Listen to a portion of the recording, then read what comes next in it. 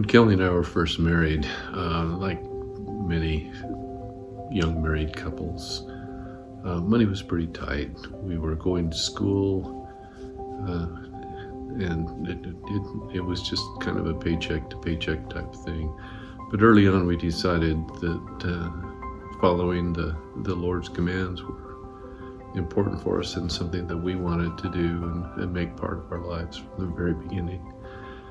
And so the first thing we did, every time we got money, we paid our tithing.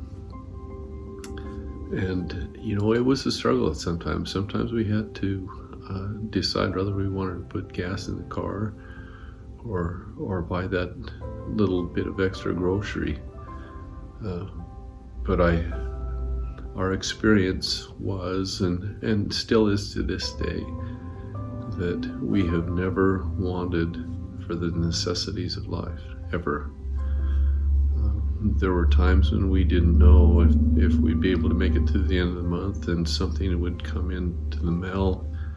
One in particular, things were very tight, and I remember receiving a check from work that I had done the previous summer, but I had totally forgot that I hadn't been paid for.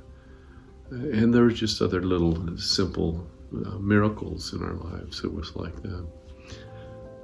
As we got older and the kids were starting to head out on missions, money was still fairly tight. And I remember wondering when our oldest son went out, if how we were going to do that. We knew that we wanted to make sure that he was funded and we could do that.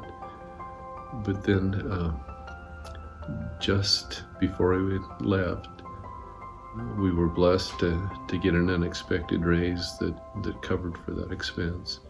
And I'm not saying that that's going to be everybody's experience, but in Kelly and I's life, we've been so richly and abundantly blessed with those tender mercies that helped us get to that next level. And I know that was the blessings of striving to be obedient.